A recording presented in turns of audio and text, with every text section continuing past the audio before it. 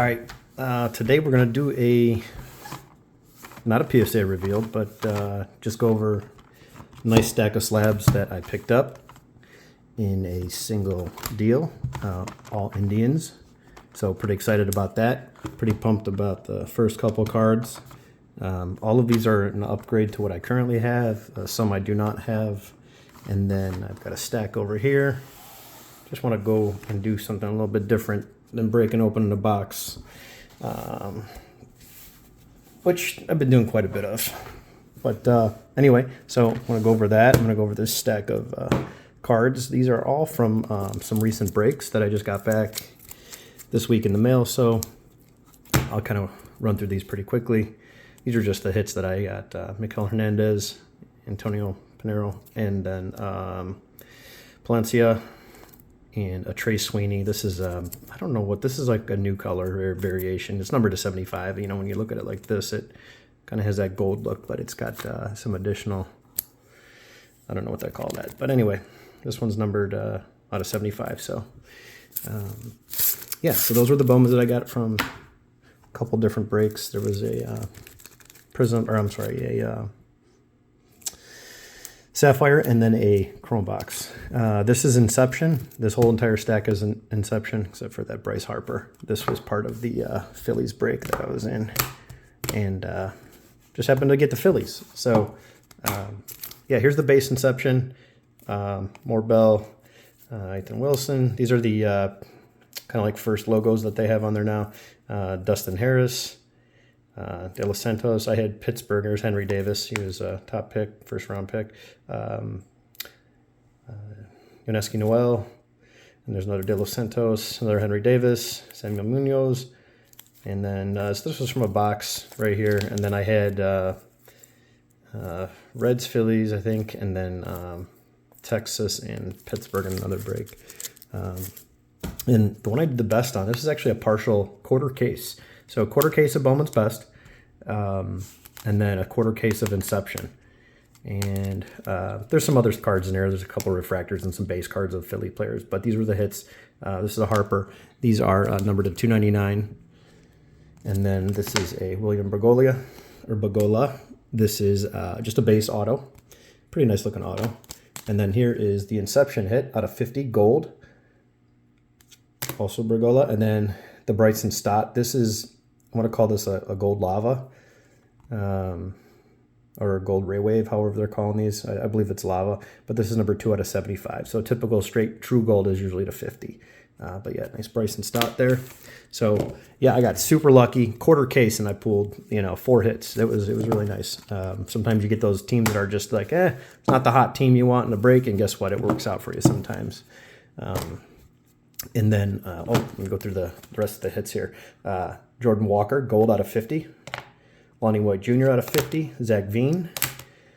De Los Santos. Dustin Harris out of 99 auto. Lonnie White Jr. to 25 orange. Noel to 99. And the blue. Is it purple or blue? That's the blue. 1 of 75. Iribel, Angeles. I don't know how to say that. Cusick, Ryan Cusick out of 399. That's more of a, I wonder if that's just like a speckle design. I don't know what they're calling this one. And then there's a Morbell again out of 50 gold.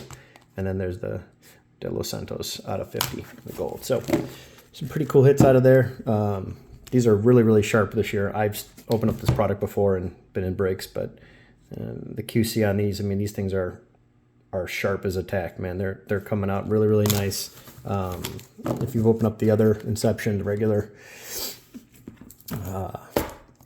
it's a little bit different, but this year's Bowman is really, really good. Here's a pretty cool Ichiro lot. This is like 95, 94, 95, 96. I thought these were pretty cool. Did not have these, did not own these, so I had a chance to pick them up, and that's kind of how I buy things. So it says 97 Baseball Magazine. I love on the backs how it says, "Did you know?" in English, and then it gives you the rest of this. Like, no, I have no idea what this is. So, yeah. Still pretty neat. I thought it was cool. So, yeah, a couple of these are from 95. Yeah, they're not all 95, 96, and then it goes to 97. So, and then there we threw in a Hideki Matsui. So I thought those were pretty neat. And what else did I get? Okay, let's go into this. Let's go into these graded cards that I picked up. So these were the two biggest ones. Lou Boudreau. This is PSA 8. This is his rookie. This is a 49 Bowman. And yeah, awesome card. So when I would bring cards over to my grandma's when I was younger, she would always, you know, I'd bring her the Indians and she'd give me a few dollars just so I could have some money, basically. And I'd gather up cards, whether it was Upper Deck holograms or Pacific Prism cards and stuff from the early 90s, pretty much junk wax stuff, but anything that had a hologram, refractor look, she wanted it. She loved the shiny stuff. She just thought they were the coolest looking cards. And then, but she would always tell me about Lou Boudreau. That was her favorite Indian. She named off a bunch of others, but this was always the one. So pretty cool to get that. That's going to be with me for forever. And then this is the Early Win Hall of Famer rookie card in a PSA 6 49 Bowman. Beautiful centering on this one. I mean, this thing is just amazing and does have a little corner touch right here. Otherwise, this would have been probably graded quite a bit higher, but that's okay. I mean, just the color on this alone and the centering, it's amazing. It looks great. I've got a couple copies of these. I think I have one graded and maybe two raw that I was going to send out and be a partial upgrade, but came across this. And that's kind of how I buy my cards. So, you know, advice for anybody, I don't know how you want to look at that. That's pretty much how I do things. I don't go out typically and look for certain cards. If stuff comes up, whether it's at a show, a shop, online, you hear of somebody selling a collection, partial something, you know, a lot, whatever it is, anything. I prefer to just evaluate it when it comes, you know, across your door, basically. If it comes up and you have the ability to buy it, I like to do that because a lot of these cards I already own, and if I've already got it in a 5 or 6, most of these cards are pretty liquid. You can just sell them. So if you have a $100 card and you pick up a card for $140, unloading that card for $100 is very, very easy. And then you turn around and you just upgrade your, you know, set, a collection, or just a single card, whatever it may be. That's my best advice to anybody. If you're going to buy something, you know, it's good to save money and wait and just get the card you want. And whether it's a high grade that costs $500 more or $5 more or $50, it doesn't matter. Whatever your budget can handle. But if you're buying something that's, you know, highly collectible, even these low grade vintage cards, someone's always going to buy those. It's easier to sell a PSA 3, 4, or 5 to the masses versus a PSA 8 in, I don't know, let's say a Jackie Robinson rookie. You know, you're a limited market there, and you're going to deal with auction houses and things like that. But the rest of these cards are pretty easy to get rid of. So that's something I always stuck with, and it's worked out well with me. So here is the, what did I get here? 1, 2, 3, 4, 5, 6, 7, 10 cards. Actually 11. I already did put one in my binder. So we'll go through these pretty quickly. These are all 51 Bowmans for my 51 Bowman set build. Here's a Dale Mitchell in a 7. Trying to hold these at the right angle without getting the light in there. There we go. Let's try this better. Ray Boone rookie. That's a PSA 8. Beautiful card here. Nice centered. Nicely centered. And then here's the Early Win in a 51 Bowman. PSA 5. Love the color, little shadow in the background there, that mustard yellow back. That's just a awesome photo. Got a little bit of the 40s Chief Wahoo right on his shoulder there. Big fan of that. You'll see it again here in this Jim Hegan and an 8. You can see. Pretty cool to get that. There it is. You can see it a little bit better.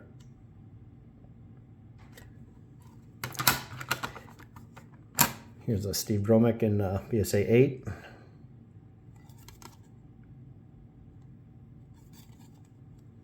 Pretty nice looking cards. All right, next up, Lou Brissy. This one's also a Nearmint Mint 8.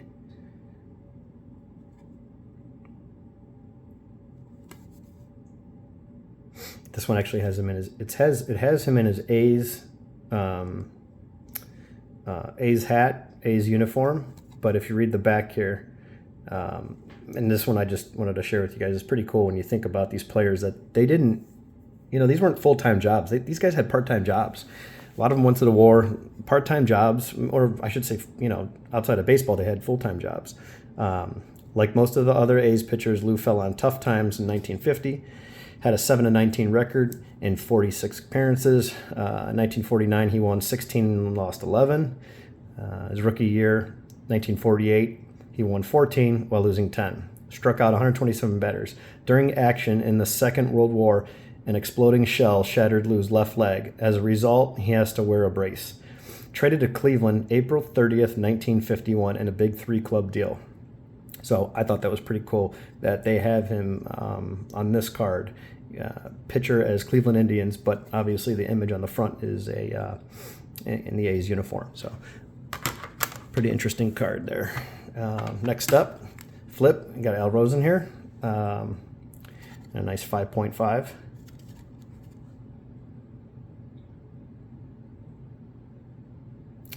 Here's another one.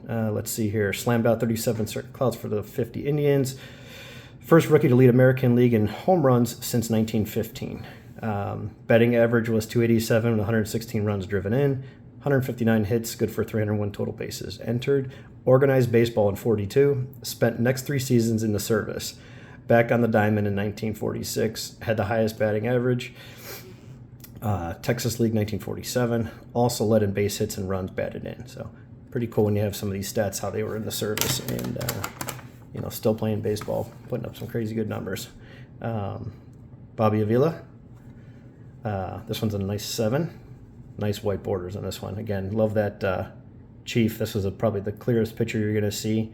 Pretty cool. You got the clock on the scoreboard back there, and then the Chief ball in the glove. This is just a great image. The fencing back there, I don't know. It's like a fence wall, and then you got some stands there. Pretty neat. Seems like they touched on a lot of these players that were in the service on backs of these cards with a little bio on the back. Bertie Tebbetts, he was a manager for the Tribe, mid-60s, I think, 63, 65.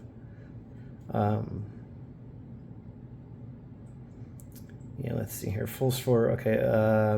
Here we go. Entered majors with Detroit. First full year was 1937. In the service from 43 to 45. It's pretty neat. I love that background. It's a good looking card. Pretty happy about these. Pretty excited to get these added to my set. And then we got Luke Easter. Common in the 51 Bowman will be these center roller marks. A lot of the vintage vintage Topps and Bowman's cards. 54 is very common. 57, we have little tears on the sides here, these edges. I've had some pretty nice sharp cards with just little small tears kind of like right in here where they were flipped up as they're going through the rollers. But you can see the roller lines, very, very common on a lot of these cards. Doesn't detract from the card. Obviously, this card's still, graded a 5, but so Luke Easter. Luke Easter has a park named after him on the east side of Cleveland. Not a good idea to go down there unless you want to, dodge bullets all day. But I'm sure it was a nice park at one time.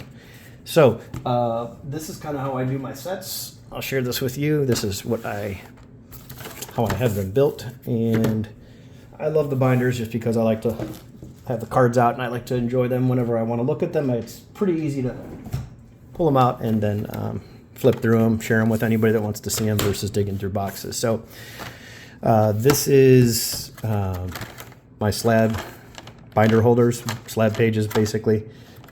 We'll go through a couple of these real quick. It's kind of hard with this setup the way I have my camera now, but Shane Dean's, here's Campy, another great image. Got the lone guy in the stands there. I don't know, is this, what he's doing back there, but I always thought that was neat about this card with the little single guy there. Here's a Billy Pierce, maybe in the Hall of Fame one day. Good picture there. Pee Wee Reese. And again, I don't have every card graded simply because I don't scout the graded cards, but if I already have some of these, the way I do my sets a lot of times is I'll have the cards that are the Hall of Famers and things like that, the star cards, rookie cards, things like that I'll have already graded, and then I'll just tackle the set afterwards. For me, best advice if you are building sets, buy the Hall of Famers first. The Hall of Famers are going to increase in value. You know, you can always get these commons. Yes, they're old, but they're usually not that rare, depending on condition, of course. But if you have the Hall of Famers, the star cards, semi-stars, rookies, etc., buy those first, because if this set takes you 5 years to build, that card that's 400 is going to cost you 7. And then if you times that by X, how many stars are in the set with, you know, a 50, 60 to 80%, sometimes 100 and 200% increase, depending on the player, it's just going to cost you so much more money. So if you're interested in building vintage sets, the best thing I would suggest is buy some lots after you already own and obtain the star cards. Because then once you own these, everything else is fun, and it's more enjoyable from here. It doesn't really break the bank because you have all the hard work done for you. So, and if you want to bail on it, it's a lot easier to bail on all those star cards. So, and I do have some in SGC slabs. This is the SGC pages. There's a Slaughter and then a Nelly Fox rookie. And so yeah, so this is what I do. So I'm not going to change and mess with this page. I'm going to pull these out, and I will go through these here that I have. Let's set this aside real quick. And then I've got a stack here. So I'll go through and probably have to pull these out because I think some of these start. Let's see, we've got some lower numbers here. So as I just throw some slabs on the floor. Okay. No worries. All right, so 58, 7. And I kind of work backwards here, so I have these in order at one time. Okay, starts off card 5. So I'll have to pop out. It gets kind of annoying if you're constantly changing things around, but I'll have to pop these out and kind of restart over just based on the card numbers. And it doesn't take long to snap these in and out. So I'll just do a quick stack in order. So card 5, 10, 31, and then we pick back up here at 50 for 78. Here's 80, 79 and 80. All right, and then we'll go to 196. So there we go. So that's how we're going to do it. And this does suck sometimes because you keep adding more cards. You have to kind of redo it. But, you know, you can only do this with so many pages that'll fit in a binder. Otherwise, it just gets too bulky for a 3-ring 3-inch or 3-ring 2.5. I think these are 3 rings. All right, so there's one page, and that's kind of how it looks. And it's nice you don't have to have these flopping around in a box and then have your binder in a separate place. So there's page number 1, and then we'll go back here to a fresh one, page number 2.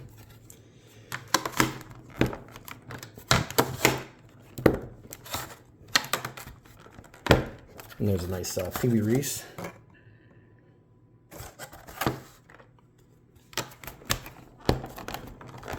And I have some commons that I got in, you know, from some of my 60s sets where I'm just at the point where I'm not going to be able to do this.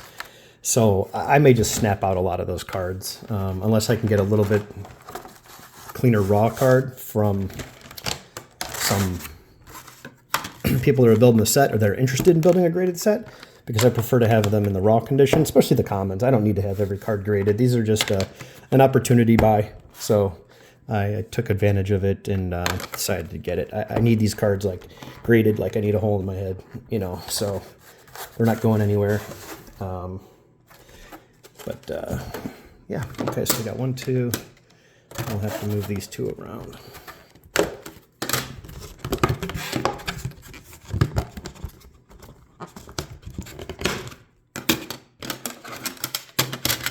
Okay.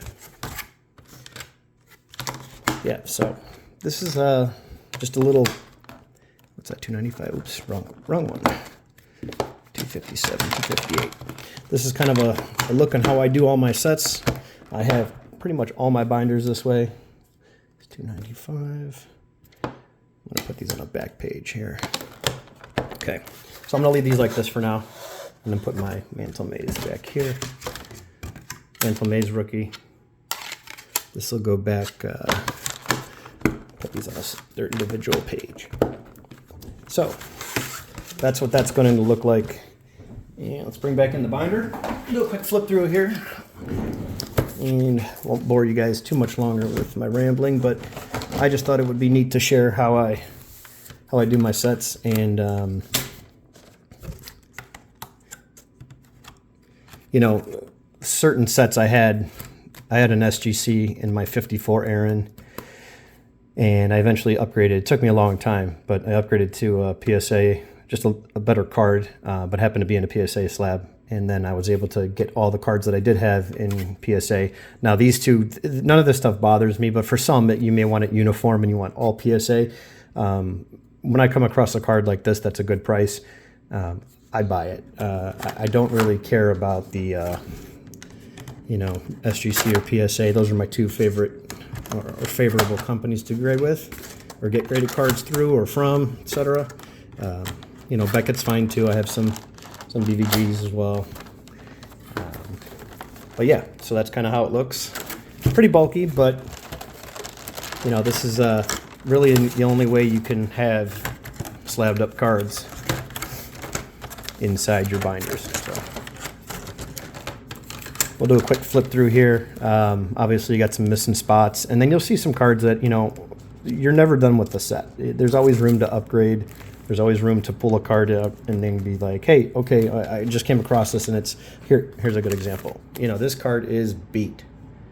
You know, but I'm not actively looking for this card to replace it just yet. If this set was full, I'm still not actively looking, because this card is not rare. This card can be had anywhere. If you go on eBay, you can find them. If you want to buy 50 Mickey Mantle rookies, contact a couple brokers that do auctions, the bigger auction houses. If you had the money, they'll get them for you. They're not rare cards at all. They're expensive cards, but they're not rare. This is a cheap card. It's old, but it's not rare. So be patient. That's what I kind of go by. You know, here's a nice condition here, and then you can see a nice crease right across here. But that's okay. Right now, it's good to be a filler in this spot, and then I upgrade along the way, and it's just something you can always go back to. You know, here's another good example of, you know, beautiful card here, and then you got the Hank Sauer.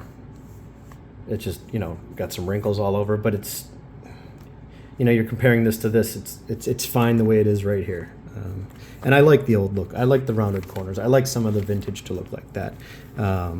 I do have another feller. This is the one I have in my binder, but I do have this in I think a 4 or 5. But you know, maybe I'll swap this out and, you know, sell it and get some money to fill in some other stuff. But this is kind of how I do my stuff. This is how I do my binders. This is how I do my sets. You know, and I'm going to do a nice set reveal for when I start sharing off some of my collection, and do a little series with some set runs. I think that would be pretty interesting. So hopefully someone else will enjoy it once I start making some videos on that. And then you can kind of see what these sets look like all put together. But yeah, so this is basically how I do it. And yeah, I hope you guys can use some of those useful, helpful tips that have always worked well for me. Keeps you in budget, and then when this set is complete, you can always upgrade, downgrade, whatever you need to do. It's nice because a set is never complete. If this was complete today, you're always going to come across that card that's like, hey, I've got this in a PSA 3, and you find it for X amount of dollars. And sometimes those cards, they're just not that desirable, and guys have had these in their collections or lugging them from card show to card show. You can get them things for, you know, really, really good discounted prices, and then you improve your set, and then pull the one out that you have, and then sell that, and then, you know, recoup some costs. So, yeah, that's it for my pickups, my mail days. It was probably a few weeks worth of stuff, and then obviously I wanted to do this video and show it off simply because I had all these additions to my 51 Bowman set, and then these two were really, really excited about. So, yeah, if you guys haven't subscribed to this point and you're interested in seeing some more vintage, drop me a comment. I'd appreciate it. Drop me a like and a subscribe. And yeah, I guess we'll catch you on the next one. See you.